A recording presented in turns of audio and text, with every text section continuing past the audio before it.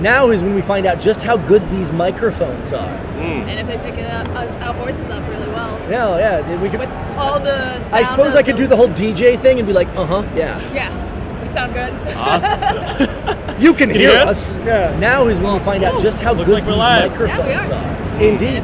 So it is, in fact, PAX Day 2. I am Kirk of KirkAndKory. Cory's not here. The whole DJ thing. And be like, yeah. And she had other obligations, but we are here with Sonia. You can hear us. Now is when we find out just how good. Angela is, of course, here from Nighthawk Pro Gaming. Netgear. So it is, in fact, PAX Day 2. I am Kirk of KirkAndKory. And Cory's not here. The whole DJ thing. So to all you new viewers watching, we're here at PAX East taking place. You can hear us. Right now. Now is when we find out just how good. Angela is, of course, here from Nighthawk Pro Gaming. Everything you want as a gamer, as a player, if you love pop culture, if you love tabletop game, like pretty much everything. Personally, it's my first PAX East. Is it? I don't know, you guys? Yeah. She's the veteran. This is my 5th. This is her 74th. I've been going since 2012. Really? Yeah. So 8. Yeah. PAX East or all the other PAX? PAX East, just PAX East. So this is my 5th year. I missed last year, so I guess this is my 4th. But so last year Kory was here and I wasn't. This year I'm here, but so Kirk and Kory were here last year. I just physically wasn't. I was at Adepticon in Chicago, and we were dual streaming there. But so it's like a newbie. Like what is there that I should see, or what is like the top thing that maybe like not a lot of people know about that they should? It's like asking how did you enjoy the taste from the water hose? it's like there was a second there it was really good, the rest was painful. It's an experience. It's an experience. So I should just go explore. Get lost? Yeah. Get lost. Okay. If there are like indie games, which I really love playing, definitely check out the indie booth. There's a lot of big companies, AAA companies here. There's so many things to do. So it's day 2. Yeah. And I'm assuming, hopefully you guys Sure. were able to enjoy day 1. Yeah. What is the coolest thing you guys have seen so far? Fuser booth. Good. You use. I was like, I don't want to use that. Yeah, talk about Fuser. I yesterday picked it up. There were fireworks over there. I was like, you guys can't see this, but talk to me about the Fuser booth. Yeah, sure. So Fuser was created by Harmonix, and they just released it the day before PAX started. So it's basically a music game. I wouldn't call it a rhythm game, but it's a digital version of Drop Mix, which is one of the games that they created a few years ago. So I actually have Drop Mix, and I love it to bits and pieces. So for those that don't even know what Drop Mix is, give me the 5-second. Is it Farmville? No. Drop Mix is also a music game, and you just have a physical device, and then you have cards which have like chips inside them. And each of these cards are a song, and you can choose where on the device what musical instrument gets played. So it's like musical solitaire? It's like musical solitaire, exactly. That's insane! And this is Drop Mix or this is Fuser? This is Drop Mix, so it's a precursor. I call it a precursor. So sure. Yeah. So that wait, you make awesome. a song out of cards? Yeah, you remix songs out of cards, and it's the same concept for Fuser, but digital. So we have Fuser right here, which I think is super cool. Yeah. It's like I see that, I'm like, that's it's like a mini 100 feet EDC over that there, way. right? Like. It's like the best booth I've ever seen here, I think. So I guess this is pretty much like all in the music rhythm games. Like, because So I'm curious. We even have one next to our booth on the left side here too. Spin Rhythm. I played that yesterday. Yeah. Really? Yeah. So how would you describe these games? Because is it like a DJ kind of like turntable thing? Yeah.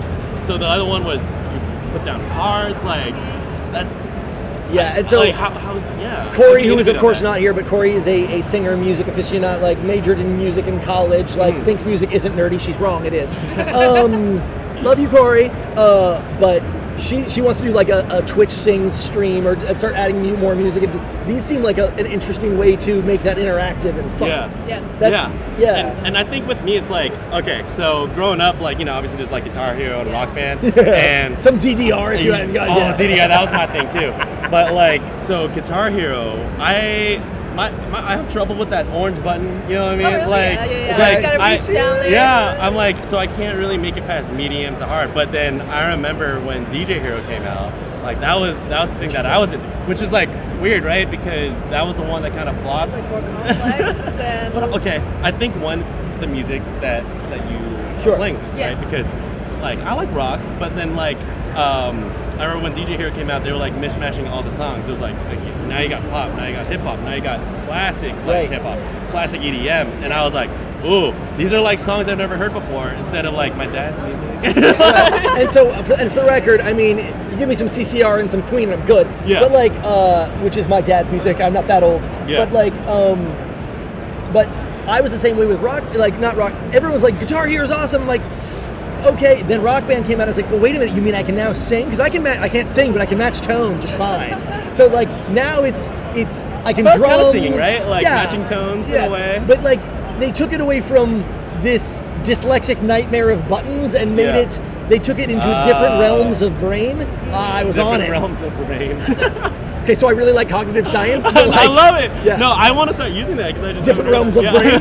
It's not a thing. No, please never quote me. Like, too late. You're going to be quoted now. But I think different realms of brain. Kirk.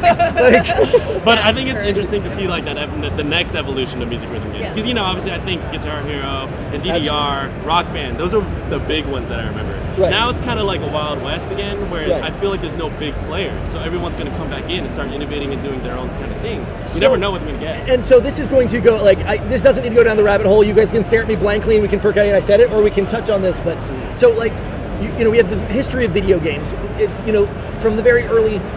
Back in the very, very early days, there was no standardized controller. Some had a joystick, some had then it wasn't until we started having like the Atari, not Atari, the early NES, 2 buttons and a D-pad. That became kind of the standard. 2 buttons, 3 buttons. But early days, there was several different controllers. Then we agreed on a standard of control. Now that we have these haptic sensors and these double cameras, and we can start doing like Dance Dance Revolution without the pad on the ground, and we can start control. It's reopening up gameplay away from just we can start doing the Wii as well. We're adding your voice, we're adding your body, we're adding your movement, we're adding your hands, we're adding your pressure and your orientation. It is again, it's that different ways of brain thing. It's no longer what's my Twitch skills, not the gaming. It's no longer how fast can I do up, down, down, down.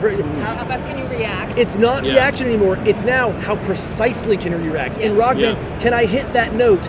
And you can set difficulty. No, I mean, can you hit that note or can you be super perfect? And that cool thing is it's opening up gaming, which I believe to be just a really complex way of telling stories. It's opening up this new level of gaming to people that might not be just super thummy. That's not a word, but I love this.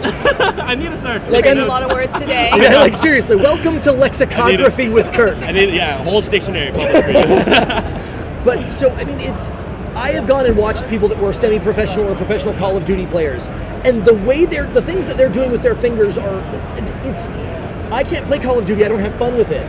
But you give me something where all of a sudden it's the ability to move precisely, not quickly. Now that's a different thing. Now Call of Duty players can do both. They move quickly and precisely in a way that blows my mind. But now it's voice, it's movement, it's haptic, and it's opening up the control, and it's not just about people that are differently abled, although that's cool too. But it's just people that are differently skilled, differently inclined, different ways of brain. I'm totally coining that. Brain. No, but I think that's like the coolest thing about PAX East is that you can literally go to any one of these booths and like literally talk to either people who are developing the game or literally maybe started from ground zero, right? Absolutely. And I think for me as like a gamer, I kind of felt like I've always had this identity crisis in a way. All of us do. That's why we're here. Yeah, right. Nobody here is comfortable with exactly who they are. Exactly, right. So here I am, right? This is wish fulfillment. I'm finding my people in a way because because I feel like all my friends, they're bagging on me because I don't play Overwatch or Call of Duty or League of Legends, right? I like weird, I don't know, it's not weird things, but they're just things that are like not, I guess, with my friends, or maybe like popular even to watch on Twitch. I like racing games. I like things like Stardew Valley. We have Animal Crossing right across, and I am like crying, literally looking at people like demoing the game right in front of me, and I can't. It's my goal, by the way. It's my goal this weekend. At some point, you heard it here. I'm going to get an Animal Crossing person in this chat. Like it's going to happen. Cool. Not necessarily one of the mascots, but I'm getting someone over there. Like you're sitting here, we're talking Animal Crossing. You're a developer, come over here. It's going to happen. Oh man, like so that's why I'm just like, man, as my first like PAX like kind of experience, right? Like I'm just like you can find your community, you can find friends. Like I'm literally like I'm just trying to take some pictures yesterday, and then I was like, ooh, like we got some like Pokemon cosplayers, and then I was like, I love their onesies. It's It's on our Twitter account, by the way. Awesome. Go like it. Go like the post because I spent some time tweeting it. Twitter.com/NetGearGaming. NetGearGaming. But everyone is so nice. Like that was the thing. It's also my first time in Boston, and I was like, I thought it was kind of like in New York. Don't drive here if you want to keep their nice attitude. I've been in a lot of Ubers already, and it's I'm Jekyll and Hyde. Man. Nicest person into car, just don't do it. Yeah, like. Besides the driving, everything's been great. But people are so nice, and like you really want to find online. your community. And we're live at the booth. Yeah. Hey, we're live right now. Check us out right here. You can watch right here on the screen. You can see what's going on YouTube. Yeah. Check us right out. in front. Can you not see on that TV? Yeah, we're super famous right now. Yeah. You want to come by? Yeah, check us out.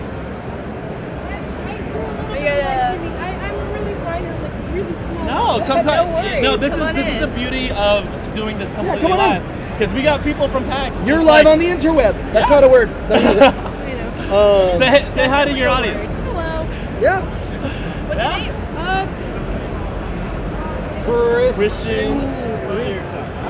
Christian Fire Cup. Nice. I'm, What's your game? My favorite game is The Binding of Isaac.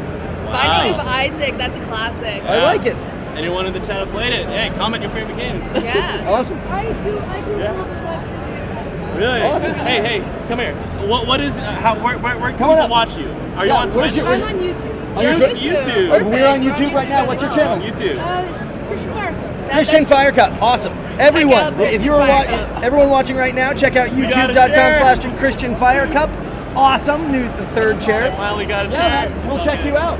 Christian Fire Cup. YouTube.com/Christian Fire Cup. Why are you guys just streaming the stream?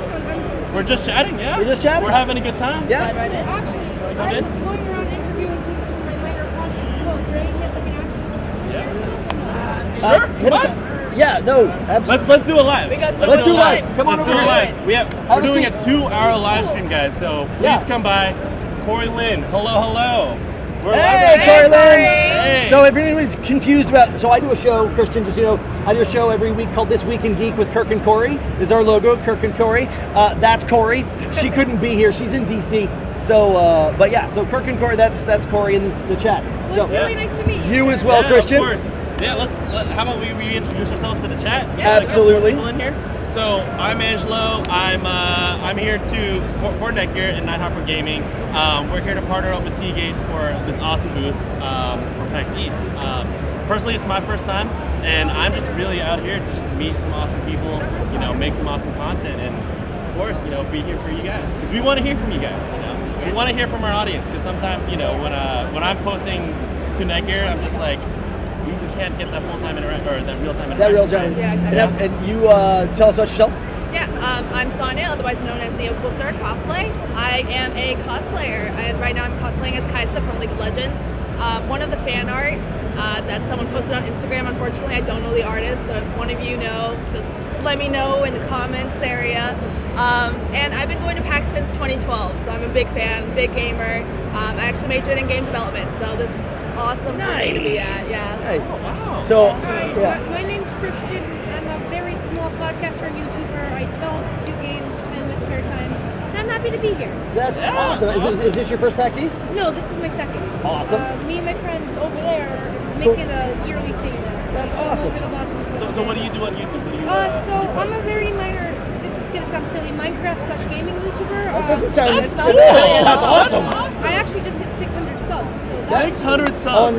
Way more than I can get. on YouTube? Yeah, Okay. seriously. I've been doing YouTube for 9 years, almost 9 10 years. How old are you? I'm 14. Holy crap. Wow. Okay, this guy. If got a ever you head wanted to start feel on really all of us. insufficient about yourself, Oh. that's that. You have more Seriously. YouTube experience than I do. Same. That's great. Actually, fun fact, you remember when Sky Does Minecraft was a big thing, like back in Yeah. 2012? Yeah. Our channels were created on the same exact day, so that was pretty cool. That's awesome. Yeah, I'm just happy to be here.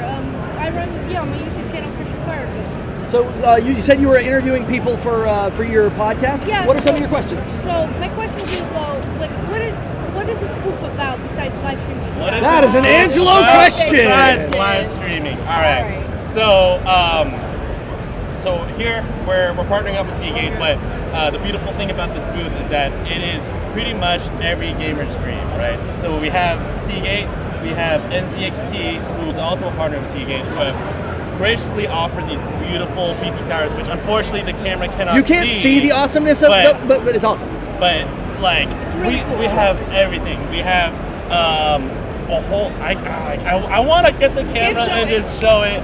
Let's go. Let's do it. So we have this crazy. I don't even know what you call it. It's like it's an imperial chair. It's like a wheel. A wheel, right? It's called the Imperial chair. I checked it out. They range from a very, very awesome $70,000 down to the entry level that you're looking at over there, $3,700. I mean, after they tell you the $70,000, you're like, man, $3,700 is down near reasonable. I just want one in my room. Like, so we have this. I'll call it the Scorpion. It's like this immersive gaming pod. We have all those builds over here. We have everyone say hi to all these beautiful people out here. Look at that. We're actually right across. Oh man, you can't even see it. But we're right across some of the biggest guys here at PAX, and you can see a couple of the awesome builds. These beautiful curved screens, and then I could go into the Matrix right now and show you guys, but we're live streaming right now. And if you guys are here at PAX East right now, just come say hello because we want to hear you guys, and we want to answer your questions, and I'm happy to help out with any other questions you got. But either way, this booth is really like, it's when you want the best hardware possible, when you want to make sure that your computer is running and storing, with all the beautiful products from Seagate. You got the towers from NZXT, and then this whole stream is actually running from Netgear products right now. So here's the thing. Here's where I get myself in trouble. Later, Angela's gonna be like, "Screw that Kirk guy! I can't believe that." But here it is, unscripted in front of my boss, not my boss, my host, my host, and here it is. Best is a really, really awful word because they're like, this is the best at what? This is the fastest at what? This is that. I'm not saying that these aren't the best. I actually am saying they are. But my point is you're like, it's all about the best. And I would say that it's all about the community. Yep. It's what my show is about. It's what everything I do is about. It's why I was really ecstatic that Christian walked up. Yeah. Because if you have the best $4,000 17K monitor, that's not a thing. It doesn't matter if you don't have a graphics card. And if your graphics card is garbage, awesome, but your CPU is garbage, gaming is about community. It doesn't matter if you're playing a single-person solitaire game or if all the pieces don't work together, it doesn't work. And the awesome thing about this booth in particular is there's a lot of people over here that we're the bestest, and they're wrong, but that's not the point. That this booth is about community. This booth is about NZXT. This booth is about Seagate. This booth is about Nighthawk. All of them independently the best. And subjective, sure, but what's awesome is that you are building an ecosystem and a community and a platform that is about Christian Fire Cup walking up and saying, hey, let's talk. To tie into that, like you're saying, even if you have like the best setup... Talk up really loud. I want people to hear you. Yes. Even if you have the best setup, the best equipment, if you don't like have a community to play with and people to play with by yourself, then it's basically, Pound it. Like, boom. Like, to give you an example. I used to play on like a $100 laptop. I used to play with my friends, and yes, I did get an upgraded system, but without my friends, I would be so like down. I wouldn't have anyone to play with. I wouldn't have a community. And best game in the world. If you're by yourself, not cool. Best computer. It's not about the best component. It's about the best combination and community, and that is what PAX is about. Like I said at the beginning, I was being funny, but like no one here is super happy with themselves. I mean, like this is about the community of finding people that are like, hey, these are my people. And I love this, and I was really excited that you guys reached out because this isn't like, you're not a booth in the corner, our routers are the best. You're a booth in the middle showing your routers and your community, and you're proving it. And that's why I'm here. That's why Christian Fire Cup is here. I just fucked up. No, but that's you're a proof of the pudding, man. That's also you putting yourself out there because when you're at PAX, sometimes that's what you got to do, and that leads to some of the best, most exciting, fun situations, right? Are routers the only thing Netgear does? No. We are. So our mission statement: we're trying to be the leader, innovative leader in connecting the world to the internet, right? So we do have routers. That is our bread and butter. We have Nighthawk Gaming, which is our gaming brand underneath Netgear. But yes, we also do make switches. We also we also make things. All the boring internet-y stuff. All the boring internet. No, not too boring. No one heard that. To be honest with you, I really like your routers. Like interface, like when you log into a router. I really like how you guys set it up. So you have one at home? So no, I don't. My grandpa, who passed away recently, used to have one. Not recently. It's been a while.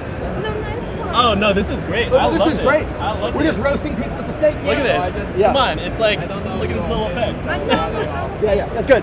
But yeah, like I'm gonna be honest. You guys did awesome for my grandparents' apartment. You guys have a great connection. You guys are awesome. Yeah. Oh, we appreciate that. You know, because we're trying to have a little something for everyone. Because again, like at the end of the day, all we want to do is come back home, connect with our loved ones. Cool. I'm sorry. I've just never been in front of such a big. Hey, well, I mean, make sure when this is done later, make sure, and this is not shameless self-promotion.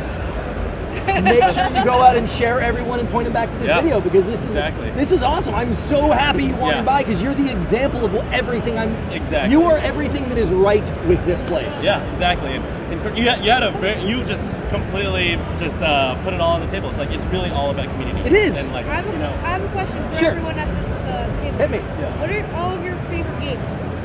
Right now, I am knee deep. I am eyeball deep in a Ghost Recon Breakpoint addiction. Like, oh my, like it's bad. It's just one game. That's like what you're playing right now at the moment. Ghost Recon Breakpoint, and it's like when I wake up, I Ghost Point. When I go to bed, I go like I am playing Breakpoint. Ghost Recon Breakpoint. So earlier you were talking about how you like this type of game. Yeah. My favorite type of game ever is I'm not a fast twitch guy. My favorite franchise up until I discovered Ghost Recon Breakpoint was the Hitman series. Everything they've ever done. Because I'm the guy that I'm gonna hide behind this trash can for 45 minutes till he looks the other way. Then I'm gonna kill him and drag his body into the closet. And they're like, and if I get it wrong by 1/16 of a second, I got to do it all over again. Oh, man. And they're like, that sounds so boring. It's like, like it's exactly what I want to do. I want to sit and Breakpoint's awesome because you do it, and then when you get bored of that, you know what? Screw it. Switch into machine gun, and I'm going in. Which Hitman, you can't do that. If you try to play Hitman hard, it's not meant to do that. Where Breakpoint, you can play hard, you can play strategic. It's the perfect game. Oh, that's awesome. I love you. So it adapts to your skill. Adapts to your taste. And it adapts to your mood. If I go on, it's like, you know what? I want to blow people up today. I can put on a rocket launcher and run into a village. If I want to sneak in and have no one go in, I can spend 4 hours eliminating it and never be seen. And some days I'm column A, and some days I'm column B. And Breakpoint is the only one that I have found that I can play both games in the same. It's an open world that I can do either. Right. It's awesome. Open world. I love it. Oh, so good. Yeah. Sorry, What's my favorite game or favorite just anything? What's the game you're playing the most right now you can't put down? Angry Birds. It is Stardew Valley, actually. I'm trying to hold myself over until Animal Crossing Animal comes Crossing out. is probably his when it comes out. Yeah. So, but I'm like a weird mishmash. I like either really fast, aggressive racing games or like being on a farm. Calm and that's kind of like my personality in a way. But I also love things like Red Dead Redemption 2, like beautiful open world. In the end, my games tend to be more single player focused, and that's why I'm saying it's like a little bit of like I'm not out there to like play Overwatch or League of Legends. Yeah, but I play video games to immerse myself into another world, to relax and kind of do my own thing. Right. What is your favorite game? Okay, so I would say my favorite game is Portal, the whole Portal series. Respect. Oh, okay. Respect everyone. I love four-way respect. Portal. So everything I said earlier is true, but I love stories. I love strategy and puzzles. And Portal is the only. All of it. They're like, it's a good story. It's such good writing, and it's hard in a brainy, like a different way of different way of brain sort of way. Yeah. I love it. I love it. So I've actually just recently got a VR headset. Nice. Now, which one? I had to get the Oculus Quest for 2 reasons. One, I knew they weren't going to leave Australia and not give us a way to play computer games as well. Right. It was a matter of time. And second, a lot of my family, they want to try VR, but at the same time, they just can't, so I could just bring it with me. Now, here's the thing. I've been way too addicted to rhythm games recently. Which one? Rhythm games. Oh, are you talking about Beat Saber? Beat Saber, Hell yeah. Osu, and a bunch of games like that.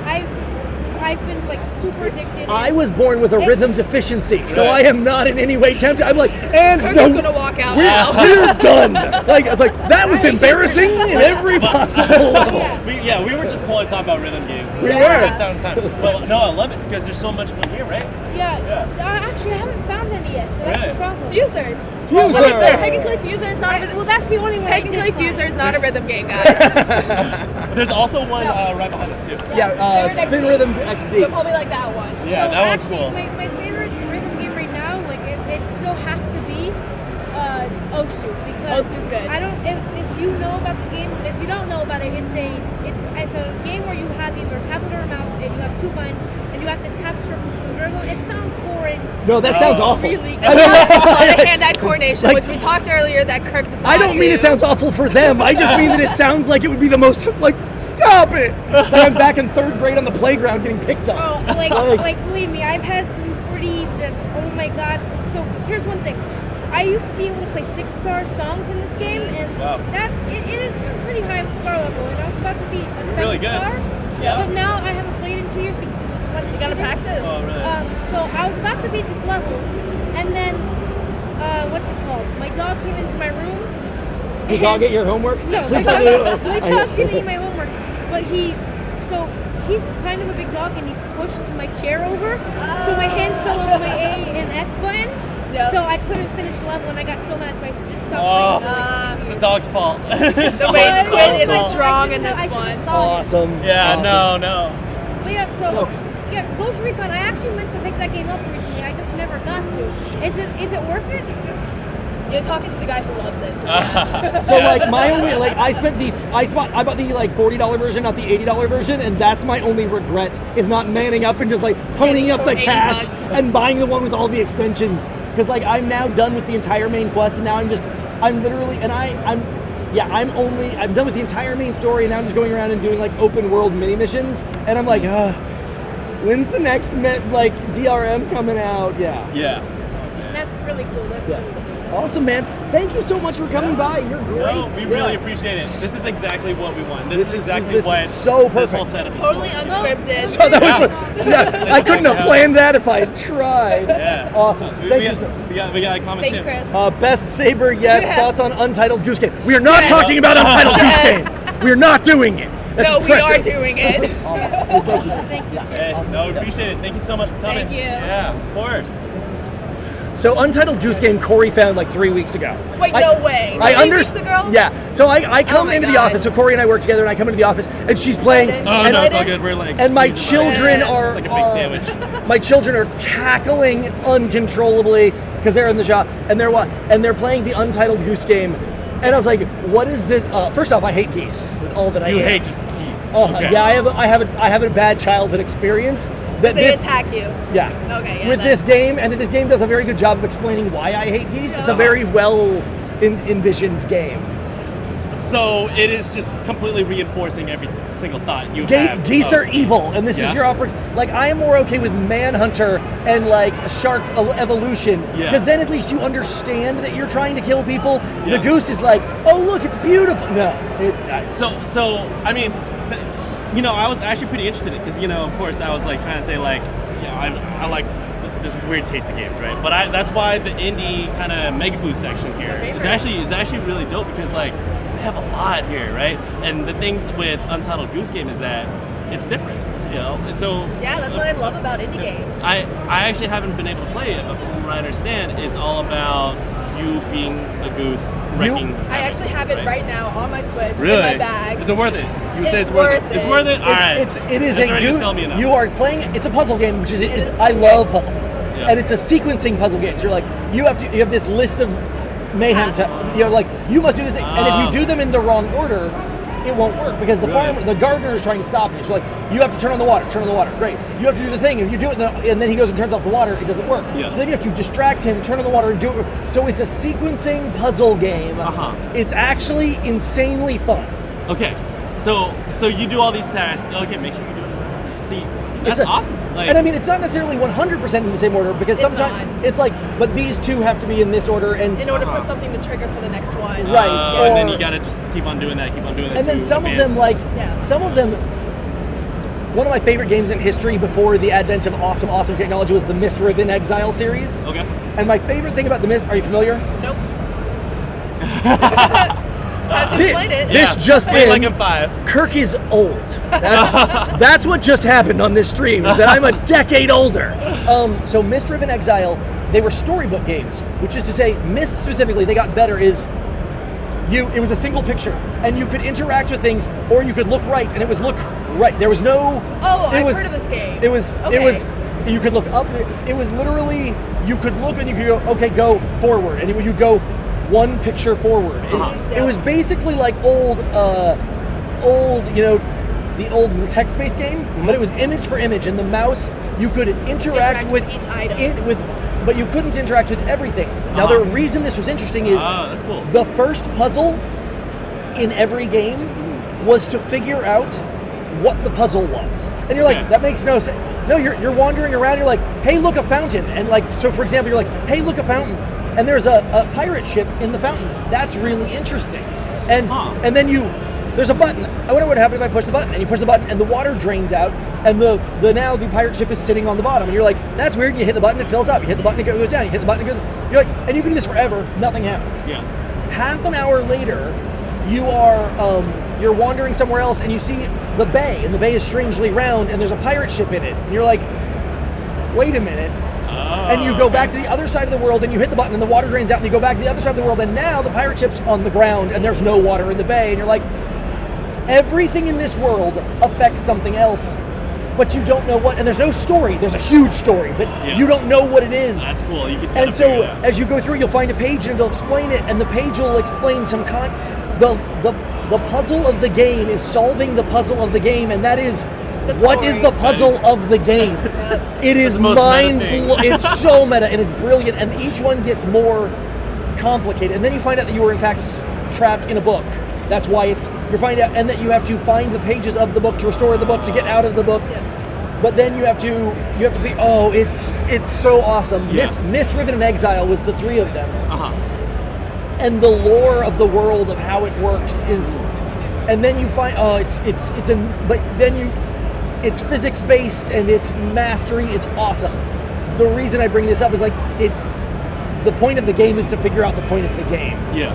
It's the Untitled Goose Game on a completely different level is the same thing. It's you're like, hey, here's this task. How do I do that? I don't know. Like, figure it. But you have to do 12 things to get there, but the other 12 things aren't on the list. Yeah. You just have to do 12 things to get to figuring out how to do the puzzle is the puzzle. I do love those games where it's just kind of, it drops you in this world and you really you're left to your senses, right? Oh, so great. Because that's life. Yeah, exactly, right? But like, I don't know, like, see, when I'm kind of playing games nowadays, sometimes it's like, hey, get the main menu screen, go to level 1, go to level 2, level 3, but sometimes I'm just like, hey, drop me in this open world and let me just figure it out. Yeah. Let me just do it.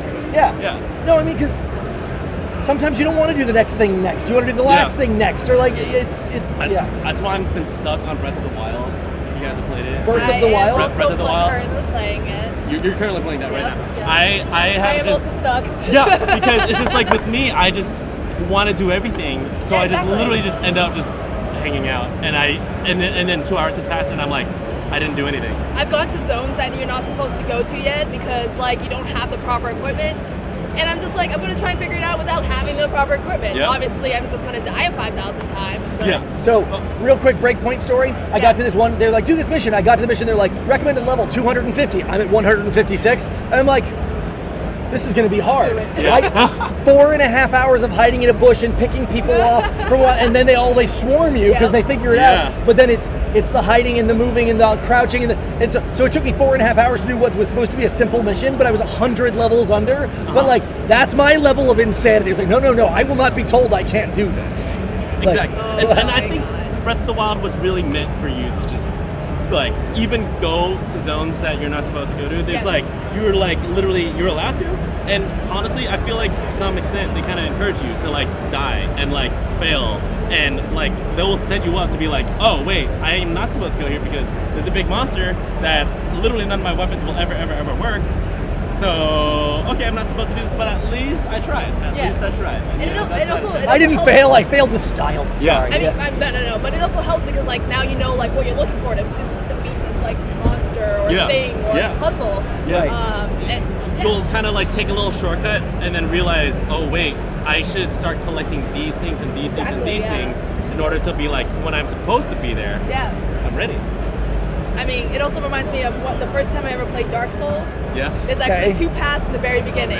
There's one that's like a little bit higher level, and there's like the actual path you have to go to when you're like starting out. Yeah. Right. I accidentally went to the higher level area, and I was like, oh, I know Dark Souls is like rumored to be one of the hardest games, so obviously I should just keep grinding in this area. Yeah. And I leveled up like a lot. I leveled a lot. On accident. On accident, exactly. On accident. But was it like a frustrating experience or no? Because you're playing at this harder level. Like, did it detract from it or did it make it better? So, see, that's also another thing that I've been thinking about is like gaming in general. Like, someone who doesn't game, who hasn't grown up playing games, and if they get tossed into playing games at like, I don't know, our age, 20 plus or like 30 plus or whatever, they don't know the mechanics. Yeah. They don't know how the button works. So it's just like, for me, I have that experience. I don't find that detracting, and I also have an expectation that Dark Souls is one of the hardest games. Obviously, I can't defeat the first level right at the get-go. Yeah. That shouldn't be a thing. Sure. So it wasn't a detractor, but I'm sure if someone came in with knowing nothing, it would be a detractor. Oh yeah, I'm sure if you threw me in there, I would just like probably just die, and then 20 minutes later, I'm like, set it aside. I'm good. I mean, the worst analogy ever, but it fits, is like it's the old Looney Tunes commercials. That was a cartoon back before either of you was born. I watched Looney Tunes. I watched Looney Tunes. So it's the. He goes and he doesn't know he's supposed to fall until he looks down and realizes that the floor is not there anymore. Oh, yeah. It's like he doesn't fail because he doesn't know he's supposed to. Right, exactly. It's like I can do this because no one told me that I'm not supposed to be able to. Exactly. Yeah. Man. I love it. But I think these games are just going to get more and more kind of complex. Or like when there's so much out there that you could really do kind of your own thing, but then also the technology that, has, ever since we were a kid playing video games, has advanced to like, let's say with like Red Dead Redemption, it's just like, literally kind of this. I see it kind of in a similar way with Breath of the Wild. I've also not gotten very far in that game at all because I just like keep on getting stuck just doing things that I just want to be doing, but I feel like that's like the most amount of freedom that I get to do because I get to play my own way. Yeah. Right. Like I don't want like you don't follow someone else's path. You're not walking down like a common like I don't know methodology that people have already done. They're like, oh, go to X, go to Y, go to Z. You're just like, no, I'm going to go to Z first. Exactly. And then I'll go to X. Yeah, like things aren't linear. Yeah. Right. Yeah, things are going to go from A to B to E to C to Q and 4. You know what I mean? Like you get to do whatever. I have watched a fair amount of Red Dead Redemption, like on Twitch and things like that. Yeah. I have not played it. Really? Fun? Yeah. I mean, so you like this open world kind of? I do. Concept, right? Yes. Yeah. So for me, it's like I love the first one. I love the first Red Dead Redemption on the PS3. It was also kind of one of those things where I picked it up and then I like kind of dropped it for a little bit and then for a while actually, and then when I got back into it, I got back into it super hard, right? Just because like it's okay. 1, it's a story. 2, it's the world. 3, it's also like that level of detail, and then also it literally makes you feel like you are traveling back in time to like just the Wild Wild West. And one of my favorite things about the first one was that I don't know if you played it, but like going to Mexico, like there's this one part of the game where you go from essentially like kind of like Amarillo, like Texas to like to actually Mexico. You can literally feel the world change in real time as you're like trotting on your horse. People are going to start to speak Spanish, and then like you literally feel like you're in a different culture. And that was back then on the PS3 years ago. But imagine that world just revamped, scenes like that just pretty much experienced all throughout the game. And that's just my thing. I love being in another world, being in another story, and getting just being to left explore to it. myself. Yeah. That's how I felt. It's not the same, but that's how I felt Horizon Zero Dawn. Yeah. Pretty similar. I heard it's also similar. Oh my gosh. I haven't played it. Yeah. It's also open world kind of. It's totally open world. I am allergic to cutscenes, and I'm allergic to the more of them you make me sit through, the angrier I will get with you. If you need a cutscene to tell your story, tell a better story. Yeah, that makes sense. Like I said, Mist. I mean, because then otherwise it's just like a movie, you know? I'm a filmmaker, guys. I went to film school. I love movies. Stop making me watch one when I'm playing a game. I hate it. But Event Zero, other than the 20-minute kind of ensure that it's the tutorial section. Past that, you can skip anything. You can be like, and I don't care about your story, I just want to kill the guy. Like but it's the same thing to where it is, and they never say this. I spent the whole time, so my father and mother are from Colorado, Utah. I spent the entire game going like, this looks really familiar to me. I know where this is. I know where this is. I know where this is. And I kind of Googled it and searched it, and it's all based off real life scans of Colorado, Nevada, New Mexico, Utah, and you can tell. And it's like not so much the one of like, I know this intersection, because it's not Fallout, which is based on real maps. But you're watching. It feels so real, and they condensed it with the same thing as you travel from Colorado to Utah. Neither is it. You can tell the topography changes, the animals changes, the climate changes, the way you have to play the game and interact with the world changes in a very organic way, and it's amazing. Other than if you go fast travel, but if you walk it, the snow doesn't just disappear. Legends of Zelda screens. It gets thick, and then thinner, then patches, then gone, then hotter, then cactus, and you're like, this is awesome. It's so good. So that's because I can relate the way that's seen in Red Dead Redemption 2. Kory said Horizon Zero Dawn, gorgeous, great gameplay, amazing. I've heard so much about it. It's like, she bought the art book because it's a work of art. But I love just being able to tell, right? Because that makes me feel like I'm in the real world, obviously in a virtual world, but just like in the same way that you're like, you travel to another country, it's just like the same way that, hey, traveling in the Wild West, like going from America to Mexico, it's going not a stark from one line. state to the other. It's never a stark line. Awesome. Awesome. I don't know. If there's any other comments, if you guys have any of your favorite games, please let us know. Absolutely. And if we know it, we'll talk about it. Exactly. We want to make this an interactive show. Even if I hate it, I want to know. Is there any games that you guys hate? So, games that I hate. I always try to find the bright side. So I just played a game that won all sorts of awards and people love it. So when I start talking flame, they're like, and I'm sorry. I'm sorry. And that is the. I want to say Left 4 Dead, but that's not it. It's the sequel is coming out in May. Holy crap! Last Standing. Last of Us. Last of Us. The story gets a 90% for me. I really wish it was. I didn't finish it yet. Don't tell me too much. The last 90 seconds are amazing. Okay. That's all I need to know. I know it's the same thing. Like these AAA titles, Breath of the Wild, Red Dead Redemption 2, Last of Us. Last of Us. I will absolutely play the sequel. As much as I'm about to flame it, I'm going to play the sequel just because you can't end a game like that and not tell me what happens. Man. The end is like, oh damn. Like I want to, and is the end a cliffhanger, or is there questions that have not been answered at the end? This is not a spoiler. I promise. At the end, the girl, I'm bad with names. At the end, the girl asks the main guy, terrible with names, a question. And he answers it. And then that's it. And he lies. Oh, okay. And she said, and so she makes the game ends with her making a very valid life choice based on a very invalid piece of information.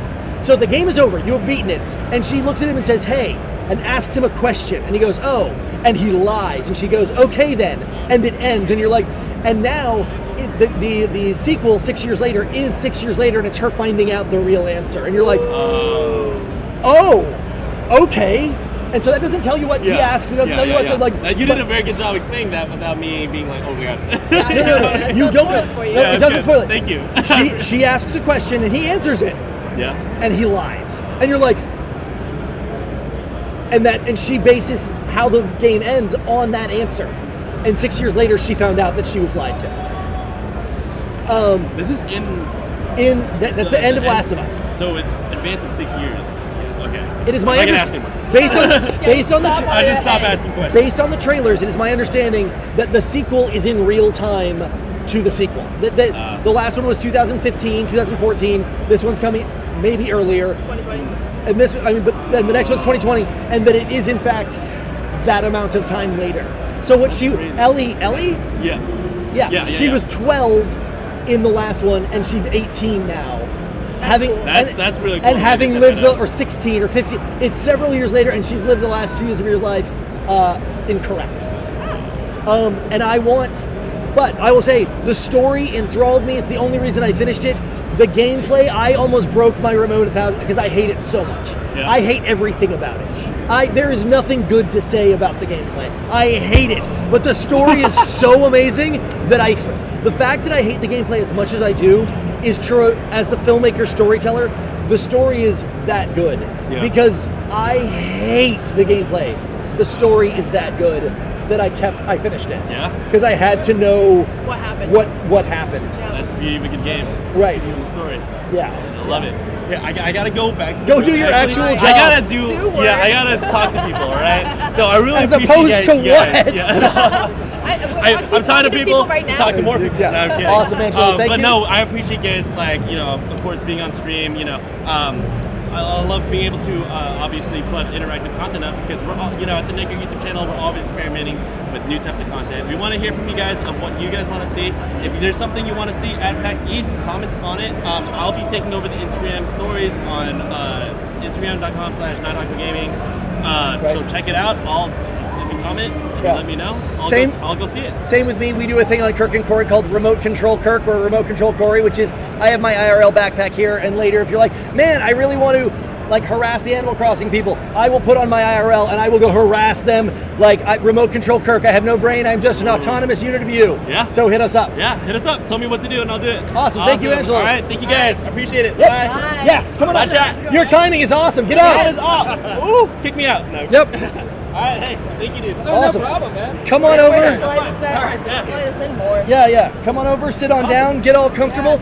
While you are doing that, I am going to pull up the trailer to your game so that everyone kind of has some better context of what we're talking about. You wouldn't happen to know the URL handy. It's YouTube. YouTube.com/AskAnEnemy Studios, and it'll be on there. For the trailer? Yeah. Yeah, Ask an Enemy. Ask an Enemy. Studios. Should get you there. Yep. I do that too, man. I add the .com at the end all the time. There you are. Yep. Which one do you want to watch? Your choice. All right. We could do the. I guess Arcade is Not Dead trailer because that was a good one. It's older. Where is that? But, let's see. Keep going down. Actually, just click on that Antidote is Chaos one. I'm not. This one right here. This one? Yeah. And then it should show up on a playlist on the right. It's easier to find the studio that way. Oh, there we go. Okay, so click on that studio thing right there. And then that'll list them all. It's easier to find.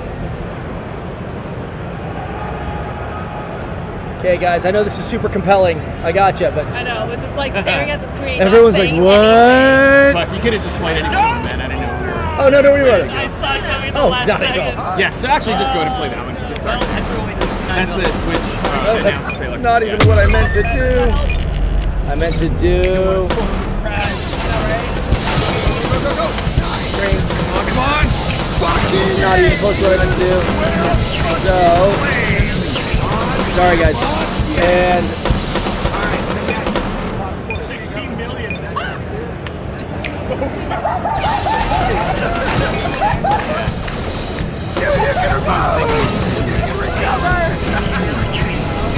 so you're playing two games at once. Yeah, 100%. So it's kind of like you're playing Galaga and Pac-Man. However, the devil's in the details.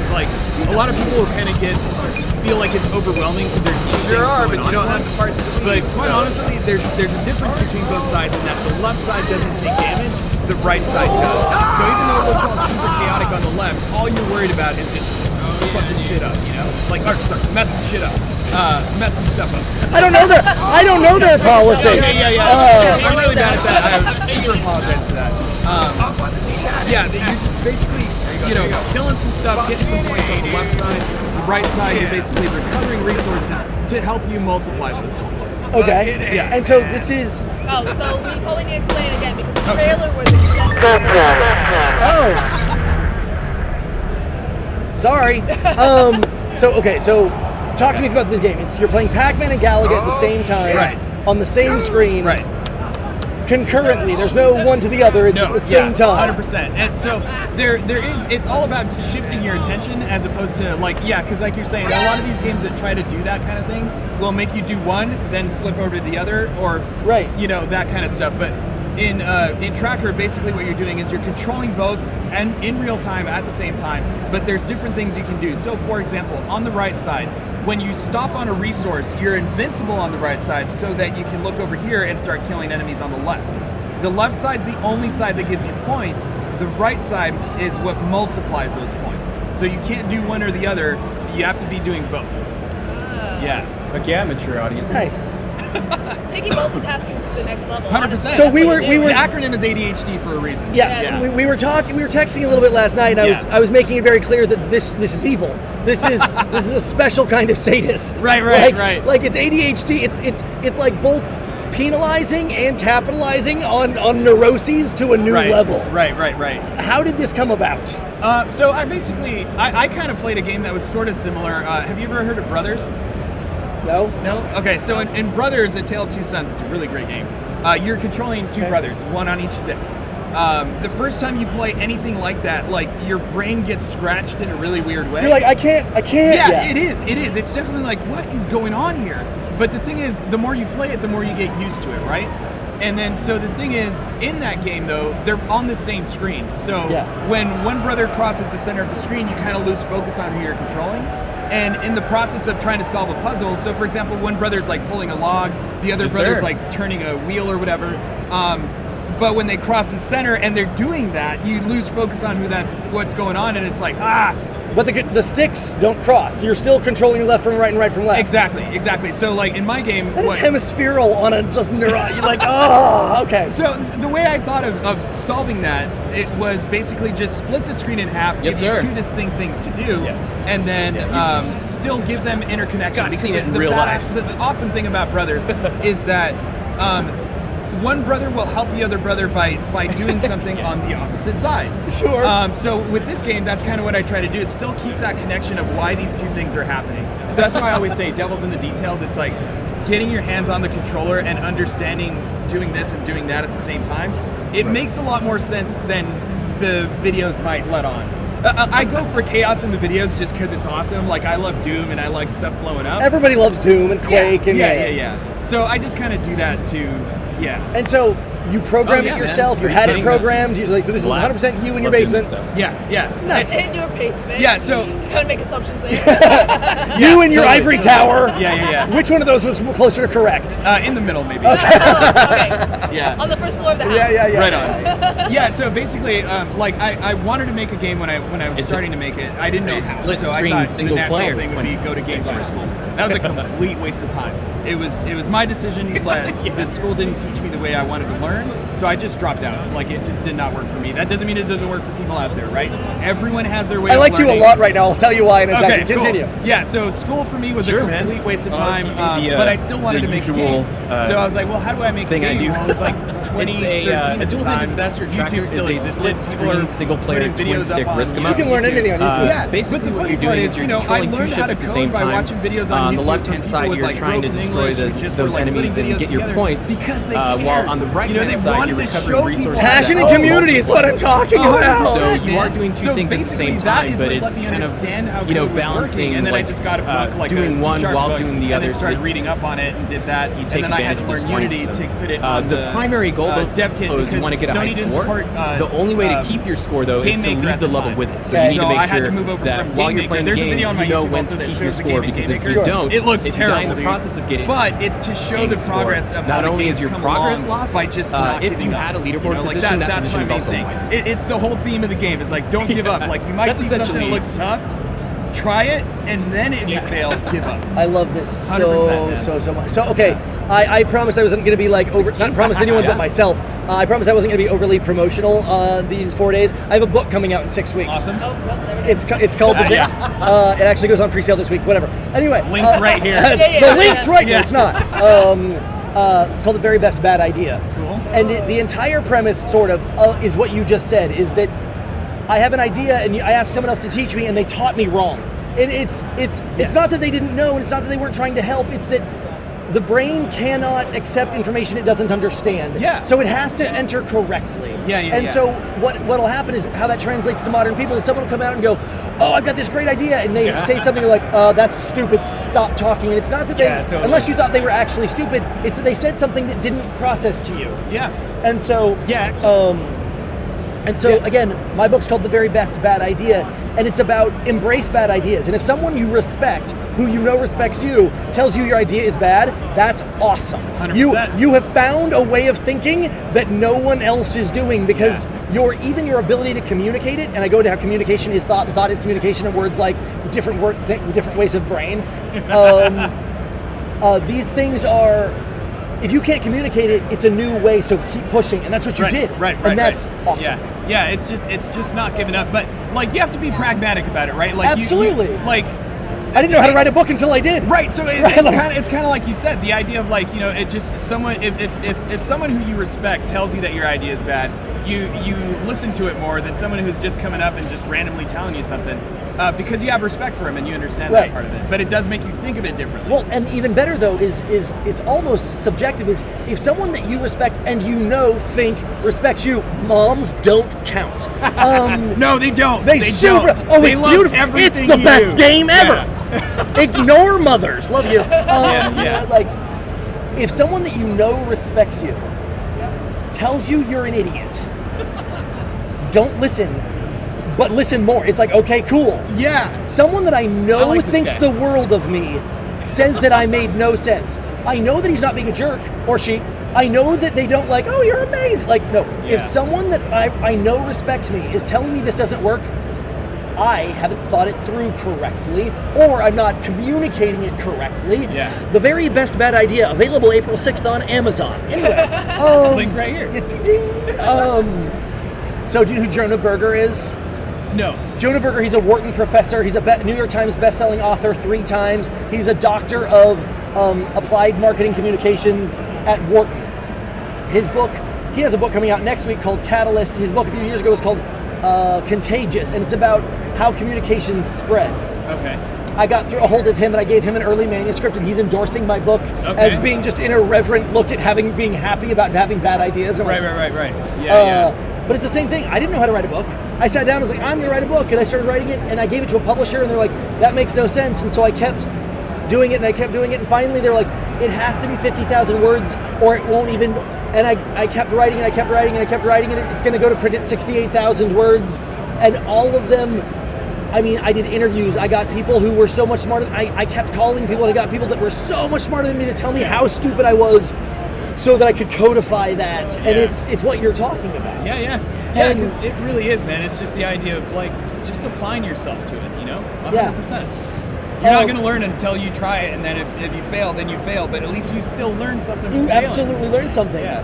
You learn way more than success is the worst teacher ever. Success teaches you nothing other than that exact line, that exact sequence of events, half on accident, happens to work this time. 90% of those will be false positives. They're not repeatable. Like, it's failure. That teaches. It goes back to what he said about kind of like moms aren't good judges. Oh, terrible. Like, love you, if Mom. your mom's always telling you your game's good, like, that's really not the best way to go about it. Okay. So tell me a little bit more. So I get your game is on Switch? It's on Switch, and it is on Steam Early Access. Okay. Okay. And so, kind of like with the publisher idea thing, is that's the same thing as I've shown it to publishers and they've always passed, but like that still never stopped. Where like most people that doesn't mean anything. Exactly. It's like most people don't understand that like the publisher is essentially just going to help you fund certain parts of it or whatever, right? But even then, it's like just because you didn't get that publisher, it just probably didn't fit their like portfolio at the time. Or whatever, right. You don't know. You are never aware of their goals, and you could think they could genuinely believe your game was awesome. They're like, it just doesn't fit our strategy. It doesn't fit our slate. It doesn't, and it's nothing to do with you. We're narcissists, all of us. People take it too personally. They hated it. No, they didn't. No, Maybe they did, but that doesn't even mean anything. That guy's stupid. What? Or girl. So what's next? I mean, I know this one's like, is the sequel coming out? Are we doing a 2.0? Are we? Well, so there's a couple of different routes I could go, and like the next month will probably be the judge of what I end up doing. Sure. I can't say too much about that particular direction, but I have said before that I am also working on the VR version. So I know. That's the first thing people always say when I say VR when they've already seen the game the way it is. There's a couple of different. In a few years, when there's a huge outbreak of dissociative identity disorder, this is the face. Probably. Like his hemispherical brain breaking, like phantom hand disorder. Yeah, totally. But so it's either that or adding a little more to this game, and then in the next month, I'm probably more than likely going to know what the next step is, whether it's, like you said, a sequel or just something totally different. Right. Because I've always had stuff in the back of my head, but it's kind of like the idea of, like, it goes back to the idea of just being one person and staying focused. It's one of the things I would try to point out to anybody who's trying to make anything, especially if you're just one person. You have to stay focused, because there's other projects, other little things I've done in my life that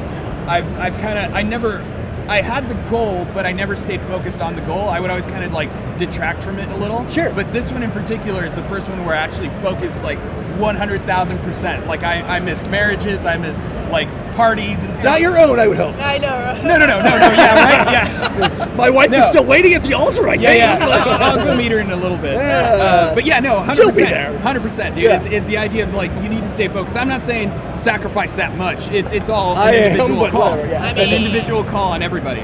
But it is just the idea of like stay focused on what you're doing and just John Wicket, man. That's the way John Wicket. John Wicket. Oh my God. So again, this is not self-promotion. It has nothing to do with me. I'm in no way affiliated with this group. I'm really not at this time, to my knowledge.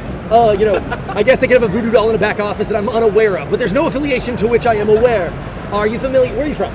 El Paso, Texas. I'm so sorry. Yeah. Dude, I got it tattooed on my arm, so you could be even more sorry. I lived there from 90 something to 99 something else. No way. Yeah. Oh, geez, awful. Hated How it. long? 3 years. Okay. All right. I was gonna say that. Yeah. From 10 to 13. Okay. Oh yeah, then that's not a time where the tentacles will be drawn into you. You got to either grow up there or maybe be there like later on in life. Oh no, I got beat up a lot. I grew up a lot there. Yeah. Like there was a lot of growing that did in El Paso.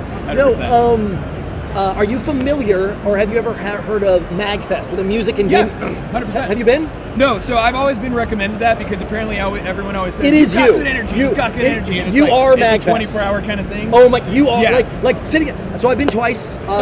2 years ago and then this last year. Yeah. I've talked to them a bunch. Like I said, I've made friends with the president of the board and a bunch of the board members. Like, there's no official affiliation other than I love these guys, and I want MagFest to be like people like, oh yeah, PAX, oh yeah, E3, oh yeah, blah blah blah.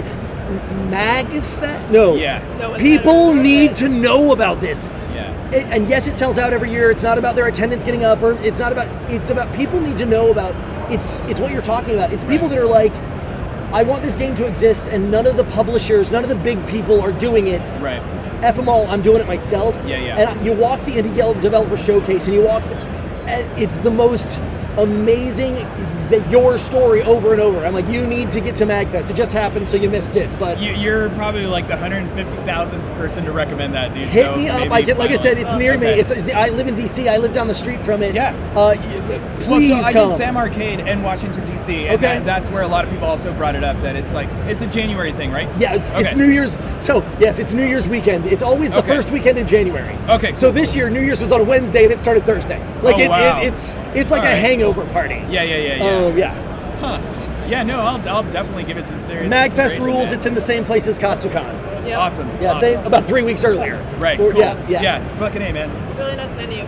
It's great. You've been to MagFest? I know you've been to KatsuCon. I have not been to MagFest, no. Yeah, I've been to KatsuCon. Well, of course. It's like less crowded and more nerdy. Yeah, I figured as much. Yeah. I've been to Katsu many years. It's great. I love MagFest. I assume you're not your only convention you've been to? Oh, no. I've since 2016, man. Right. Nonstop. Hit the road running. Every convention you go to has a different personality. Yeah. Oh, 100%. In a very positive way. Yeah. So this is not about how they're the only individual. All of them are individuals. There is something very individual about MagFest. You walk in and it has it's so cool. It's very developer. It's very it's non-consumer side. It's very the basement joke. It's like the chipset for this game didn't exist, so I soldered it. And Yes! and dude! you're like, I'm not trying to Holy insult these crap. people. I'm like, No. I love you. Yeah. You're like the chipset didn't exist, They didn't so have I the invent. funding, they Yeah. still did it. I invented new code to make it work, and we're like, So that's okay. what blows my mind is Yeah. I have a buddy who does that kind of stuff and is just working on like adding Bluetooth to Windows through Unity, but like for like no reason other than to be like, this is cool. Wouldn't You know it be what I'm nice if why? I don't know. It'd be interesting. Yeah. I had an idea and I wanted to do it. Yeah, yeah, Right. yeah. That's the only reason. Yeah, and sometimes people are like, well, how are you going to make any money? Why is money the point? I mean, obviously we need to like pay bills and stuff. Yeah, But so a little bit on that because that always hits me when I talk to people like at the booth because I love chatting about this stuff to people who just show up at the booth. Is that's one of those things, right? Is like when I tell people I've been working on the game for like 6 years or whatever, it's like, yeah, I've been working on the game for 6 years. That's with a full-time day job. What do you do? That has nothing to do with video games. So it's basically me just matching an ID to a birth certificate and making sure names match. That's it. 8 hours a day of that. So like I do God that for bless 8 you. hours. I know, right? So 8 hours a day of that, and then I get home and I'm like, all right, let's rock. So I work on the game because that's what I want to do. And granted, like so far the game's doing good. It's not like I could quit my day job yet. I would love to, but that is the goal, right? Because you want to do it so that you can keep this energy going of that. So like money's important. Yeah, money's important in the sense of like you gotta like feed stuff or whatever and do all that. You gotta live. Yeah, but it's a sacrifice. It's like you do the crappy day job in the day so that you can do what you want to do at night. And hopefully, if you put enough work into it and it works out, then it works out. But if it doesn't, you gave it all you could. That's the best thing you can do. I broke Pandora's box, so now I'm going down the rabbit hole. So I own my own company. I work in marketing and communications, strategic marketing. Cool. And I have clients that travel I go all over the world helping people build brands and build communities and help things like that. And then last year I started writing this book, and they're like, "Oh, it's about marketing." I'm like, "No, it's not." They're like, "Oh, it's about communications." It's like, tangentially, it's not directly. And like, so so is it to make money? I'm like, I would like it to pay, but no, it's this idea needed to exist, and I needed it out there, and I needed, and so now I'm pushing it really hard. And they're like, I'm giving away copies, I'm giving away everything, and it's not about the money. It's about this idea that is more cherished to me than my children. I love all of you. Okay. I think you crossed that line right there. It's I'm like pushing up against it. Right? Yeah. It's an elastic line. I redrew it, but it's this idea that it's precious, and it's like yours. It's a precious idea. It needs 100%. To exist. Yeah. That's really cool. So the game is what called a dual hand disaster tracker. It is a mouthful, but yeah. Dual hand disaster tracker. Yeah, and the acronym of the game is ADHD for a reason. Yeah. So it's ADHD tracker. Yeah. So wait, what's the A? A dual hand disaster. I was like, there's right. Yeah. A dual-handed disaster tracker. Disaster. Yeah, there's a whole long story to why the game is named that, but yeah, I won't spend it here because it's wow. It's okay, ADHD tracker. Yeah. That's awesome. And so the tagline of the game that I always try to push is the idea that it's a split-screen, single-player, twin-stick risk 'em up. And everyone always asks, why is it a risk 'em up? But it's because if you guys are familiar with shoot 'em ups, and shoot 'em ups, that's the whole idea, is that you just go for a high score every time you die. You just get your score. You die, you get your score. And a risk 'em up, which I totally made up. I was about to say, I've never heard of it, but I'm gonna keep nodding. Exactly. Yeah. So a risk 'em up is basically you get your score when you call it. So it's all about like getting to a point where you're like, okay, 5 million. All right, I'm cool. Let's call it. Let's leave. Done. Yeah. End game. Yeah. So that's otherwise called you can gambling, by the way. Yeah, 100%, dude. You are literally playing on the cognitive theory of walking away high. Can your score go down then? Oh yeah. As a matter of fact, oh my gosh, that you can wipe your leaderboard position as well. Oh. I don't mess around, man. Yeah, like that's what I'm saying. Is like yesterday I called you a bad person. I didn't know how bad. So like devil. Like evil. Yeah. Add a D at the end, right, for devil. That is a cognitive level of that is playing on game theory in a way I have never heard. So the funny part is, this is the thing, man, is the idea about like the game design school that didn't work for me, and I still was able to go to these Which events. game design school? No problem. Full Sail University. Which one? Full Sail University. Me too. It's whatever, man. So the funny part, though, just to kind of somewhat defend Full Sail, apparently if you go to the school, or even someone at the booth just mentioned that recently he's about to graduate from the school, and they actually did teach them the tools I wanted to learn, which were Unity and C# and stuff like that. They didn't teach me that in my design course. So maybe from 2013 to now, they've Did you do on-site or remote? Online, because there's no way in hell is moving to Florida. So I will say 3 things. Because in Florida, apparently they do. One, they do teach you that. I am a graduate of Full Sail, and I'm a very proud graduate of Full Sail. Nothing wrong with that. I went through the film program, so that's not fair. We're not comparing the same. Exactly. I'm the oranges. Well, not necessarily, because it just depends on what you learned, right? Sure. Graduating, do you feel great about what you did? Do you feel like you can use that now to do what you went there to do? Yes. Okay. But I will say I saw a little bit of hesitation. So no, and I will say to the same thing you there were things that I went to them as why aren't you teaching this? There's just not the time that's not in the curriculum. Yeah. But you see that it should be, right? And they're and this goes into the whole thing is that people expect, not trashing on you, I'm just trashing in general. Not at all. People expect they're like they didn't do X, Y, Z. They're like, yes, they had choices to make, and they made choices you disagreed with. Yeah. Just like you chose to learn elsewhere, which was not a bad decision. Yeah, and I chose to drop out because I'm not spending my money there. 100%, yeah. I absolutely left with still questions. See, they didn't do their job, but I also left with questions answered I didn't have going in. They did do a job of painting me a world that they saw important. Is it the same world that I teach my students? No, it's not. Right. Because I disagree with their worldview on a lot of things. At the same time, I'm speaking for Full Sail I'm speaking as an alumni for one of their onboarding in 2 weeks in DC. I'm speaking at Full Sail on campus in a few months because I believe in what they're doing. I disagree with 30% of their choices. They're getting a 70%. That's a C. That's still passing. 100%, man. I think they're doing a great job. They're doing a lot badly, but with the second you said you went to a game design school you didn't like, it was he went to Full Sail. But I mean, that's the thing, man, is I've met people at the booth, and again today specifically, a guy who actually did the online also. Yeah. And I did it in residence. I lived there. I moved to Florida, so I can't. Different degree program, different experience. I can't speak to yours, but I would do Full Sail again in a heartbeat, and I recommend it to a lot of people. But that's not like I said, they're not paying me anything. I am a proud alumnus of Full Sail. And but yours is a more better. Yours is a more popular opinion, it seems sometimes. I don't know. I don't know. I've seen the exact opposite because I feel like I'm the only one who's dropped out, and everyone else has been like, I'm still there. Kind of like I'm still there, or I graduated. Yeah. So again, nothing against that, man. If you guys learned it and you feel good about it, that's great. Yeah. That's why everyone has a different way of learning. My way was just put Unity in front of me, tell me what these buttons do, and let me go. And I am such a bad tutorial learner. Yeah. You can give me a tutorial, I'm do what? It says push the button. I was yeah.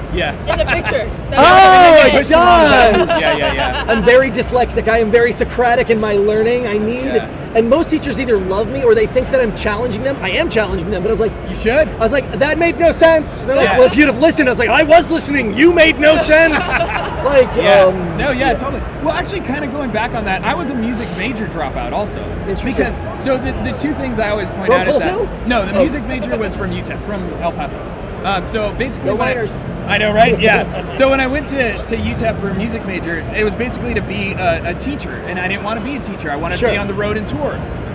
So I just dropped out of that and did what I wanted to do. Music and music education are not the same thing. They're not the same mentality. 100%. They both teach you notes, but exactly. So, but on that level, at least I did learn some stuff because I knew how to play guitar and all that kind of stuff on my own, but learning some of the actual pen and paper kind of music theory was actually kind of cool. Sure. It just let me know if you actually structure these chords, yada yada yada. It was interesting enough, and it actually I think did actually help me with my songwriting. Sure. Again, quality is always subjective, but whatever. Right? Yeah. It was just the idea of learn what you can. Kory raises her hand. Me too. Awesome. But it's just learn how you want more than anything. Absolutely. And don't pay for something you don't think is worth it. Well, and the thing that, not to go down I could go down education so fast, and I don't mean to. The thing is, we do not, in America, to my knowledge, no one teaches problem solving. They teach 100%. Established solutions. Yeah. If you go to an art class of any kind, they go, this is a Picasso, here's how Picasso did it, he was an impressionist, here's how it is, this is his process, here's paints, do this, and as you do it, that's not how you do it, lighter hand, bigger strokes, different colors, hey, here's the color wheel. We teach systems and processes. Yeah. What we need to teach is, this is what failing looks like. Sucks, doesn't it? 100%, yeah. Because your brain does not accept information to a problem your brain doesn't have. Yeah. You cannot teach someone no one in me, I was never taught to relearn the Pythagorean theorem. I was learned, here's the Pythagorean theorem. Hook these numbers in and you'll get these answers. Like, why do I put the numbers in? Because I told you to. I never had the problem. So the Pythagorean theorem, which was a solution, isn't my solution because I never learned that. And you can't teach someone a solution to a problem your brain doesn't have. Right on. So so that's what happened with you, is you had this thing, I have this, and you went, and they weren't teaching you the solution to your problem, so you left. Yeah. They needed to teach you problem solving, not their system. Yeah. The very best bad idea comes out like that's literally what the book is. Yeah, it was. Yeah, I'm gonna pick it up, man. Please do. I'm interested to see what you have to say about that stuff because that's awesome. Yeah, I love talking to people about. No, this is great. You can stay all day. I know you have a booth to get to it all, but I've got a friend covering it. Yeah, but that was cool. I mean, so ADHD tracker, the dual-handed disaster tracker. A dual hand disaster. A dual hand disaster tracker. Yeah. That's amazing. And the studio name is just Ask an Enemy Studios, so you can go to askanenemystudios.com. Yeah. And this is your, so right now available on Switch and on Steam Early Access. Steam Early Access. $10 on Switch, $5 in Early Access because I'm hoping to release if I end up going down the route of the VR stuff, I'm hoping to put that into the Early Access version to have that be another complete kind of package thing. So the price might go up, just so you guys know. I'm always transparent about that. I'm always the Steam version. No, I'm super. Yeah, I'm gonna play the game. Like I said, I only heard about it yesterday. I haven't. I had no hands-on stick time, and I need to buy. I need to buy a Switch badly. Switch's great. Yeah, I've heard. I've been trying to get Kory, my producer, to buy me one. She keeps on being like, "We don't have the money." Whatever that nonsense is about. Maybe when the book's out, man. Yeah, but I have to buy it myself. She's the producer. Oh, okay, there you go. But yeah, exactly. Yeah. Thank you so much for coming by. Thank you, man. It was a blast. So fun. Yeah, totally. So fun. Yep. Hey, thank you. Great. Yeah. Awesome. All right, man. Yep.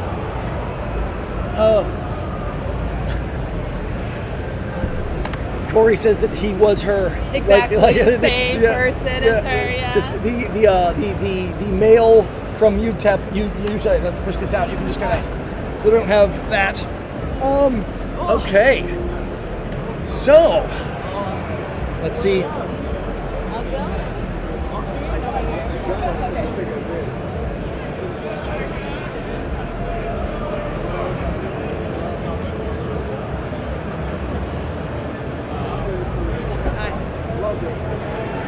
Okay, that was awesome. That was great. That game, it will break me. I can imagine. I feel like it's not quite.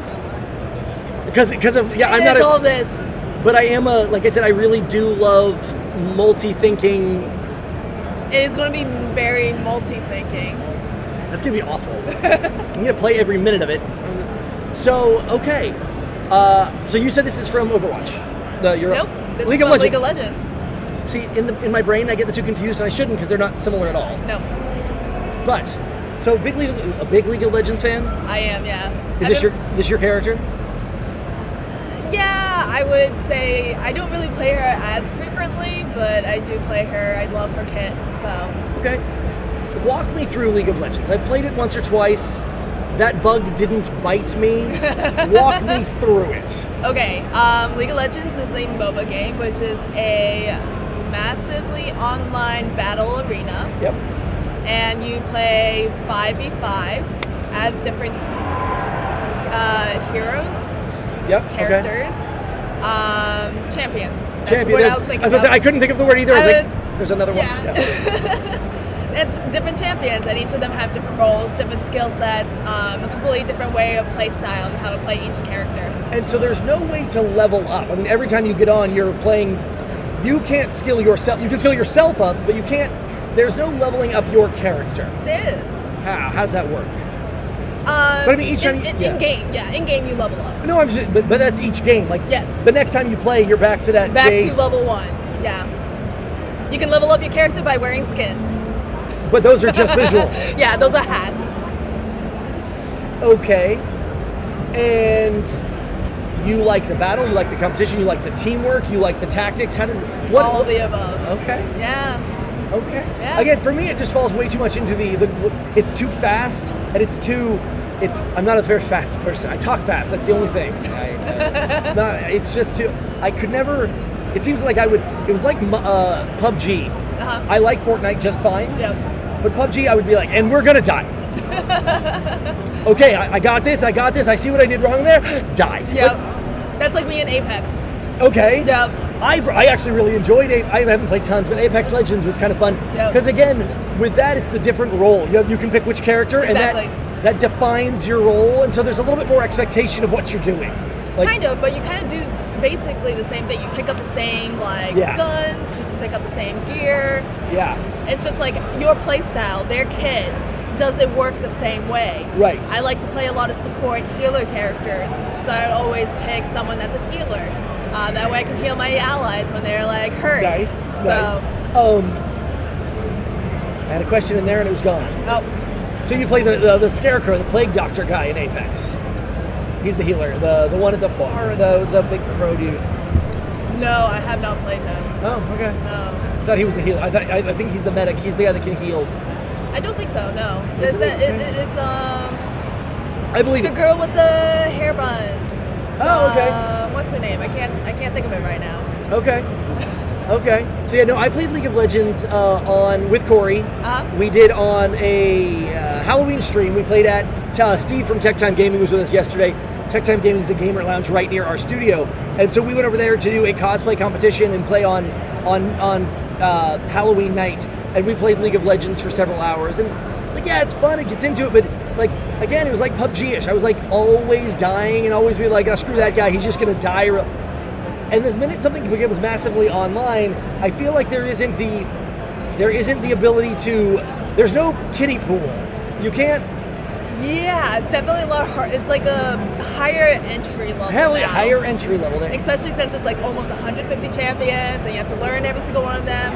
Knowing each champion helps because you know what skills they have, how to react to it. Yeah. And understanding all the aspects within the game, such as minion control, last hitting minions, controlling the jungle, counter jungling. Killing dragons, when to do that kind of stuff. It's a lot to do in the game that each person, each role has to do, and you have to keep track of if you want to get really good at the game. No, and that part sounds like, that's the part I love, is the information. All the did you ever play any of they seem to have gone down in popularity, or at least that's my perspective. Okay. The MMORPGs, the World of Warcraft, yep. Were you ever into any of those? Guild Wars 2, World of Warcraft. What else? I played a lot of MMORPGs, a lot of free ones actually. Okay. So RuneScape was one of the big ones. One of my, I guess, gateway drug into gaming, I would say, because it's so old. Sure. Maple Story. Okay. You have a favorite? A favorite? Do you have a favorite of the MMOs? Yeah. I actually don't. Okay. Yeah. I played Ultima Online for about 15 seconds, a couple days. I played World of Warcraft nonstop for 13, 14 months. I didn't stand up for about 14 months. It was bad. That is pretty bad. It's 2007 to 2009-ish. So you were just... No, sorry, 2005 and a half to about 2007. Sorry, yeah. Okay. I broke free in 2007 to the... I was... Not early because it started in 2002, but I was one of the addicts. I was one of the hardcore addicts. The number of times that my wife came in and was like, "Hey, you coming to bed?" I'm like, "Yeah, I'll be there in 20 minutes." And then 10 minutes 3 hours later. No, she'd come and she's like, "I thought you were coming to bed." I'm like, "Yeah, I said in a few minutes." She's like, "Kirk, it's morning." And I had no idea. Understanding that 8 hours had gone by. It was bad. It was. The only reason I broke clean because I got a job. I was living in Utah working for the Sundance Institute, and I got a job working in Utah. Sorry, that was in Utah. Working in Los Angeles, and I was couch surfing for 7 months. So there was no computer. My computer was at home in Utah, and I was couch surfing. So I didn't have the means, and that'll cold turkey you real fast. Yeah. I was just gonna say you got cut cold turkey completely. And then when I got home, I was like, I should know. I can't. I'm on the wagon. So a few months ago, I mentioned to my wife, somewhat as they released World of Warcraft Classic or whatever, they rebounded back to exactly when I was playing. Exactly, yeah. They got rid of all the extra stuff. I was like, maybe I should play again. My wife was like, no, you will not play. You get sucked into hard too fast. I have 5 kids now. I had 1 at the time. Okay. My wife was pregnant with our first at the time. I have 5 now. No, She would murder you. It's bad. It's bad. But yeah, other favorite games. Are you a Minecraft player? I'm not a Minecraft player. Ever played? No, never played. It's awesome. I love Minecraft. I just watch people, hit the squares. I was like, that does not appeal to me. So. Oh, man. You should give it a minute. It's awful. Like, super addicting. It's. Do you like Legos? No, I never really like okay, did so it's like an open world Lego game. Yeah, okay. that's the thing. Like, I'm not a big builder kind of person. Anything that has to do with building things, I do. No physics. Okay. Yeah, I know. Even though I do cosplay, which is like I build my costumes, I make my props, but it's like a different thing when it comes to games for me. It's just too much creativity. I want to actually like play, beat something. So where do you get your where does your cosplay come from? I mean, obviously League of Legends, but like. Are they all games? Are they all? Is it? Do you have a theme? No, I don't actually have a theme. A lot of the cosplays that I've done, a lot of cosplays from games to comics to anime to movies, and I will say that probably League of Legends is the main area that I cosplay from because I just like the game. There's 100 and some odd characters, and they all have 5 skins, and it's a target-rich environment. Yeah. I've been doing almost one every single year since I've been cosplaying. So okay, so 1 a year-ish. Yeah. Okay. Yeah. Okay. What are your big festivals? Oh, you said you've done Katsu, you've done this. Obviously. This is my home convention. This is the home court. Yeah. If I could only go to one convention a year, PAX East would be the one I'd spend all my money in. Why is that? I mean, other than home, let's pretend that you didn't live. We're going to move you to El Paso, Texas. Okay. Would it be PAX South? Is it the? It might be PAX South. Yeah, it might be just PAX in general because, well, I guess I've heard that if I was in Seattle, PAX West, I've heard that it's very crowded. I don't know if I'd go to PAX West, but that's because I know about PAX East. But if I knew nothing at all and I was like in the general location of a PAX, that would probably be my home. PAX Unplugged is, I say at the Seagate booth, the Nighthawk booth, that PAX Unplugged is in a lot of ways my favorite, which is the non-electronic one. Yeah, let's I should, but yeah, I cover a few logos here. Yeah, I love, because again, I'm story first. It's one of the reasons that the Moby games, it's all reaction, there's no development. Yes. You can't level up, you can't build. The next time you come in, it's a new game again, where I love the organic changes of development, and that kind of it lends itself to the Unplugged world because that's where the world building, or World of Warcraft, very world building. It's very so much so they went too far and they had to rein it back in. Right. Okay, but have you been to PAX Unplugged? I have not, but I have considered it. The only problem is I'm very, very competitive. Okay. And with board games being like 5 hours plus long, depending on what kind of board game it is, usually like, the more elaborate ones. Interesting, okay. I would be way too high-strung for playing that for like a very long period of time. Okay. So, board games are fun. I just have to regulate and pull myself back. So do you stream on Twitch? I know you Instagram and everything. Do you Twitch? I tried. I feel like I don't really have the personality for it. I have to constantly engage with an audience. I would just sit there and play and not talk ever. It's funny. Same thing. Like we do. Kory and I do a KirkAndKory like banter stream. But every once in a while, I would go on and I would do the same thing. I was like, I'm just gonna do a Hitman stream, and it'd be like 45 minutes. And suddenly there's like 17 comments. I'm like, oh. And it's not. And they were like 1 hour ago. And they're like, and I'm not even busy. It's like, Kirk, you've been hiding in that bush for 40 minutes. You could have been engaging. I was like, no, I had to be watching to make sure he didn't turn around. Yeah. If I'm talking to you, I miss my window. Yeah. And then you have to wait another 45 minutes. Yeah. So like, have you played the Hitman series? I have not. No, but I've seen it here in PAX. Yeah. So. There's a level where you can do suit only, like professional level, where you're not allowed to. No one can find a body. No one can that's an achievement, right? Yes. Okay. So any level has this, but you can use no costumes. You have to play it in a suit. You cannot. No one can find a body. You can never be detected. You can never be found. So you have to silent assassin suit only. So you're like, I got in. I was never seen. I never. Oh, and then no casualties, which is you only killed the people you were supposed to. Right. And I will obsess over this for a weekend. Like, I must get it. Oh, it's awful. I'm addicted. Are you an achievement kind of person, or is it just the gameplay itself just kind of perpetuates that? I'm a digital confetti individual. Grayed out, unearned balloons bother me. I'm like, I understand that. I got to play another hour, or that balloon's not going to gray out. And it's only if you play 20 straight hours, and I played 16, and yes, I need to go. But now I'm only 4 hours away. I got to play for 4 more hours. The worst day of my life is, well, probably the best actually, is when I found out that the Audible app has achievements in it. Oh no.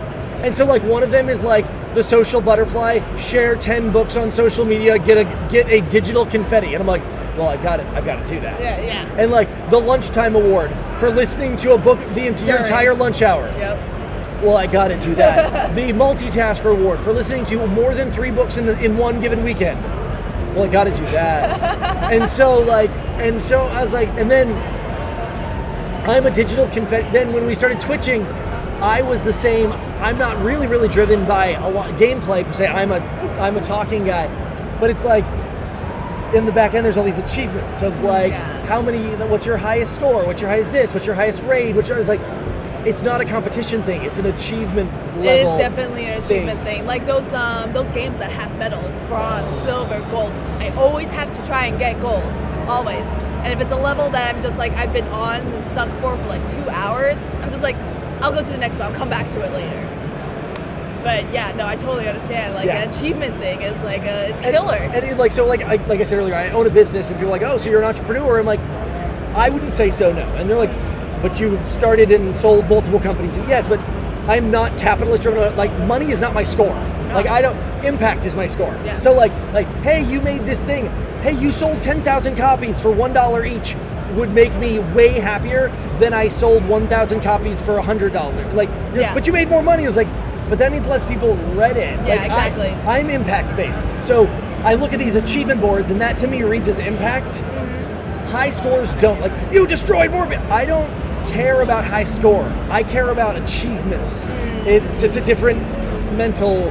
So yeah, like digital confetti, man, it's an addiction. Well, you're the perfect person. The Night Owl Award. Yeah, you have to listen to a book all night long. I did that. Really?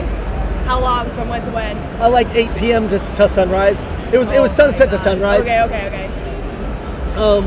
There was a year that I listened to. I didn't hit 52, so I know it wasn't a book a week. But it was a book a week if you take out like Christmas and spring break. It was like I listened to like 49 books in a year because it was. Wow. It was a job, and it wasn't for the achievement. It was, well, because I said I wanted to listen to a book a week, and I failed, so now I've got to start over. But I love, knowledge. Like you said, with the League of Legends, the collecting all the. I've got to read all of the books because there's more information. Yes. Yeah. And each champion has a backstory if you really want that story component in there. Well, I mean, to dabble in Unplugged really quick. Yeah. I have over $1,000 worth of Games Workshop figures. I have spent hundreds of hours painting them. I've spent $1,000 buying and building them. Yeah. I have never played Warhammer. I have never played Warhammer 40K. I don't care to. I've read all of their books. I know their backstories. I know the lore. I love world building. I love miniature building. I love creation. They're like, now you destroy your competitor. I am not a competitive person. Sitting across and like measuring out and tactics and stuff. Yeah. I'm a world builder. I will take world building over destruction of competition every day. It's just not my neurosis. Yeah, see, I'm the opposite. Complete opposite. That's awesome. I like beat 'em up games. So yeah, it's completely opposite of what you want to do with just sitting and like old school fighting games. The Tekkens, the Street Fighters, the Mortal Kombats. Yes, no? No, I never got into it. Interesting. Yeah. Okay. I believe they were in console games, right? I only had PCs when I was So you've younger. never been a console gamer, even? No. The first console I've ever got was Xbox 360, and that wasn't even mine. Sure. That was like, my dad bought it for my little brother, and then I got to like use it because, he's in the same house as I am. Yeah. That's owned by proximity. Yeah, exactly. Kory, I will block you. I will block you right now. I will mute you dead. Yeah, I got that. That's okay. Okay. Favorite cosplay you've ever done? Favorite cosplay I've never done? You've ever done? I've ever done. Hopefully the one tomorrow that I'll be wearing. Interesting. Yeah. Okay. But, okay, so ever done. Let me think. It can be tomorrow's. Sorry, not necessarily to wear, to build. To build. What was the most fun you ever had creating a character? But that's not your thing, I guess. Yeah, I mean, okay, so the backstory about me as a cosplayer, I like to procrastinate a lot, and I guess it kind of, overflows in the rest of my life. Sure. And PAX East is usually the deadline for my cosplays to be done. Makes sense. So the week or 2 weeks before PAX, I am heads down crafting. Sure. So I don't really enjoy the crafting part. It's more of a got it. I must do it. I must get this out. I want this character to come out for PAX. And got it. Okay. Yeah, the enjoyment factor doesn't really sink in until I actually wear the Till you realize it. Yeah. So we'll find out. Okay, then other than tomorrow's, which doesn't count. Yeah. Favorite realized character. Favorite realized character. Let me think. Sharut Imwe from Rogue One. Okay. What was fun about that? I got to be a really badass character. That's the blind guy. Yes, that is the blind guy. I was 99% sure. I was like, I'm bad with names. That's my, yeah. You actually picked it up a lot faster than a lot of people do because, I feel like they only said their names once. I was about to say, I don't know that they ever said his name. Just like Palpatine is nowhere in the original trilogy, and people are like, oh yeah, Emperor Palpatine. It's like, you didn't know that. Yeah. Okay. He was probably. I'm going to go out and actually say he might be my absolute favorite Star Wars character. Yeah. Which I did not know his name, but the whole I am the Force is in me. What are you kidding? I'm blind. Yes, exactly. That's all of my favorite. Oh my gosh! But he's so relatable too because he's just a normal person that learned how to feel the Force. Right. And it makes you feel like if I was in this world, I could do the same. Right. It is my understanding, and I'm going to get this wrong, and I'm going to get flamed for that's not correct. There's something about his character, and I want to say that it was that he was blind. There was something about his character that was him. It was the actor. It wasn't written. I want to say it was the blind thing because the actor is a famous martial artist. Yes. I'm bad with names. I'd say is a renowned is a martial artist, and was hired because of that. Yes. And I want to say it was the blind aspect was not into. He's like, all you have me is a martial artist. We need to make him special. Let's make him blind. Yeah. Which I thought was amazing. Yeah. And he had to pretend he was blind, which is hard to do. It's very hard because you can't react to real stimulus that you're getting. Yeah, absolutely. When did you do that one? I did that, I think, 3 to 4 years ago. First time at KatsuCon. Okay. Yeah, I even had the contacts that looked like I was blind. Yep. The cataract contact. Cataract now, those affect your vision, or did you get? Yeah, I probably lost about 30% of my vision. Everything was white, a little bit white film over everything. Yeah. Gotcha. Yeah. So I don't cosplay personally, but I help Kory build, and I help some other people build. I think one of the most fun I've ever had in my life was building her portal for Gladys. Yes. Did you ever see the pictures or see her? I think I have. She's 9 feet tall. Because it was we had to make all these decisions since that doesn't. She's not an anthropomorphic character, so how do you anthropomorphize Gladys, and how does she look like she came from the Apple store, or does she look like she comes from the junk heap, and how do you create that, and the creating that, and then like you said, walking around and having her be 9 feet tall and people just terrified of her was just sitting back and watching that. Oh, it's awesome. It's always fun. Such a fun process. Yeah. Such a fun process. I will not be cosplaying Riven tomorrow. I'm actually going to be cosplaying Kaisa, Arcade Kaisa. There. Yeah, not Riven. Who's Riven? Riven is another character in League of Legends. Gotcha. She's a swordswoman. Gotcha. Yeah. So she has short hair, has a broken sword that when she uses her ultimate becomes a full sword. So, yeah. She's also a little bit overpowered in the game. Okay. Yeah. And then who are you going to mod? Kaisa, so it's also this character, but different skin. This is a fan art, so it's technically not a skin. But it is the arcade series that Riot pushed out, so there's a bunch of arcade skins that came out, I think, every single year so far. Nice. Yeah. Okay. just trying to think of. I love cosplay. I don't cosplay myself, so I just have all. Right. I always have lots of favorite cosplayer that's not you. Favorite cosplayer that's not me. I mean, maybe you wouldn't have said you anyway, but I just like, you know. Yeah. That's hard to say. Sorry, friends. Hi. I'll make it easier and less inflammatory. What? Favorite cosplay you've ever seen that wasn't like that? Oh, I really liked X and So's version of Y and such. Oh, there's so many good ones out there. That's so hard. It's such a. You're asking hard questions. That's the point. People asking me my favorite movie, I'm like, there's no answer to that question. Yeah, I know. Like favorite games. I mean, like I could think of like so many different level of favorite games. You know. Yeah. So, I don't know. I have a lot of friends who cosplay. All of them are great. I will say Danielle. Good choice. She's a great friend, awesome cosplayer. She makes all of her stuff, and she makes things from full-on body armor to like bikini armor, and she does she's it amazing. all. She's top notch. She's amazing. Yeah. So she's very inspirational. Her paintwork is also great. So I love seeing her work. I love seeing what she does. Yeah. No, and that's my favorite part of the cosplay. It's like the build from the standpoint of I don't cosplay, is that it's that there are people out there, like I love Casey Renee cosplay, and she's needlework, heavy into needlework. Her sewing is dumb. Like you just look at you're it. Just like I don't understand how what you did. You do this? Exactly. I don't understand it. And there's something.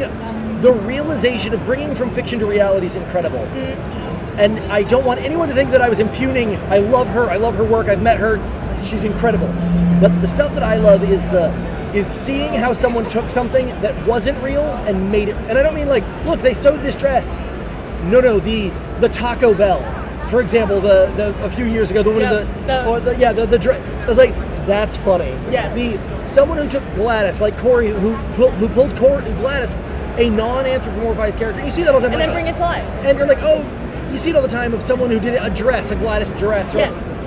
All of them cool, but I love to see people's, what I call misaligned memories, where they take, oh, I like to sew and I like Taco Bell. Mm-hmm. I'm going to make the jokes, the mind frame, the different way of brain. And that's the wonder of cosplay. Oh my gosh, no other medium does that like cosplay. Of like, you can go to any cosplay. I have a bad attitude about what I'm about to say, and see 15 Red Hoods. I love Red Hood. I used to say that if ever I was going to cosplay, I'd cosplay as Red Hood, and now I have sworn that I can't ever cosplay, because if I were to cosplay, I'd cosplay Red Hood, but I can't cosplay Red Hood because of all the people who cosplay Red Hood.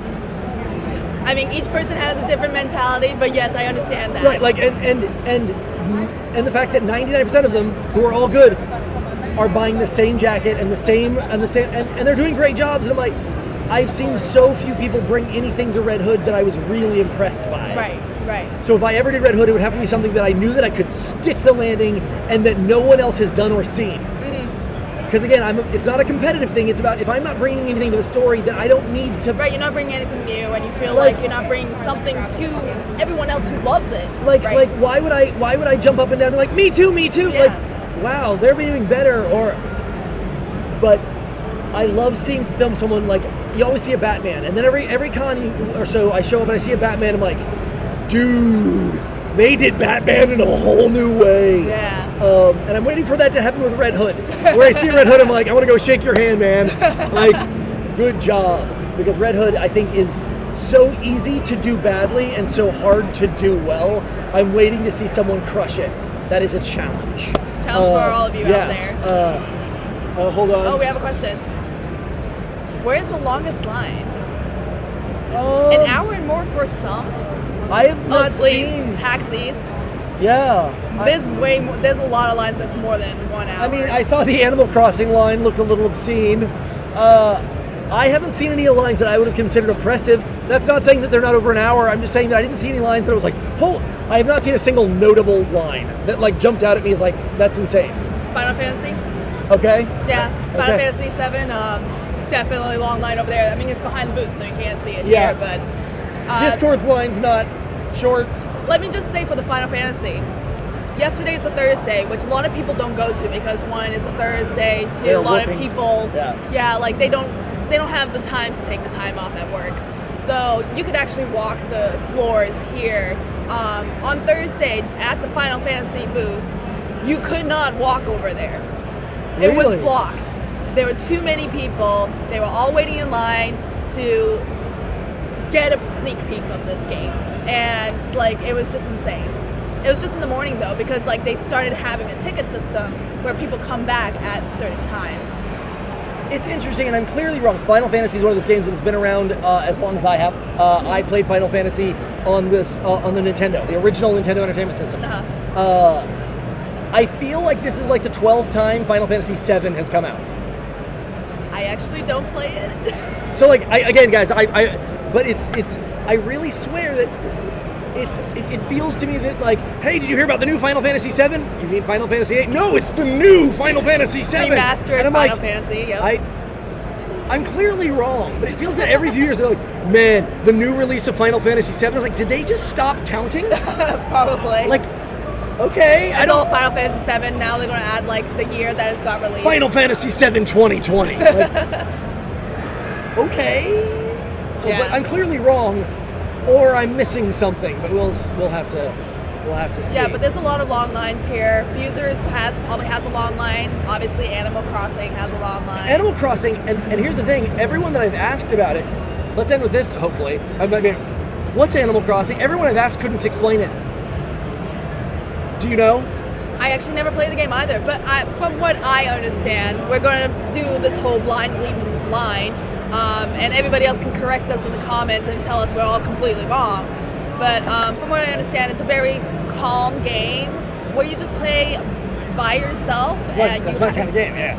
And you could also be friends with other people who play the game, and you just grow your community. So it's collaborative Farmville? Single player Farmville with a little bit of the collaboration.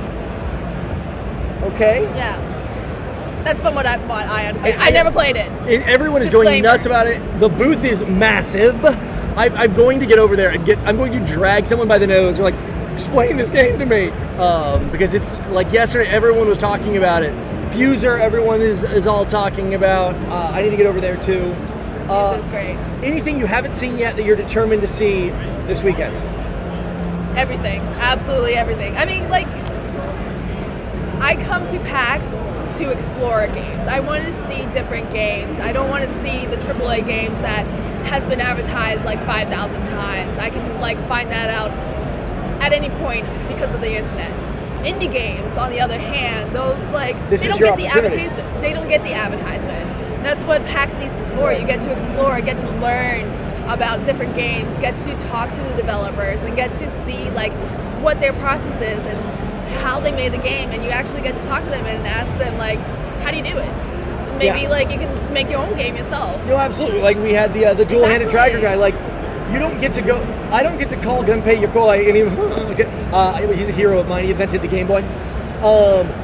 I don't get to call him and ask questions. I get to read a little bit. The book about him is no longer in print nor in English. I wrote a chapter about him in my book, but whatever. He is such but you don't get to do that. These we can do that here. We can do it at MagFest. We can do it at PAX. We can do it, yeah. What about you? Do you have anything that you're looking forward to? Obviously, you mentioned Animal Crossing and Fuser. So, again, I'm a community builder. I'm a world builder. I come to these places because of people like Christian. Yeah. I'm here to meet the people that I grew up. I'm the older generation. I grew up in the 80s. I grew up before the internet. So whereas I have very meaningful and real relationships with people I met online, and I maintain very real relationships online, nothing for me builds a world more than meeting these people and seeing the worlds they've built and creating. Like, I mean, and I not just to be, this ends up sounding overly cliched, but take the Fuser or the Animal Crossing booth, not the game, the booth. Okay, yep. Some guy made Animal Crossing. Team of developers built it. They built the community. A marketing person like me made the community. Everything like that. And then that's all fine. But someone then else took it and they made those costumes and they made that world and they designed that booth. And this is world building. Literally, it's not a metaphor. I come here to these conventions to see the world building. This guy over here who's done Hunted, He spent money and he spent time making 8-foot 8-bit standees. That is the world he wants me to understand. Yes. He is not giving me a look at his game. He's that too. He's giving me a look at how the inside of his brain looks. That is the world according to him. And sometimes people don't present it very well. And sometimes people present it like, I just want to sit and talk to you, man, because you're fascinating. And I've never looked at the world like that.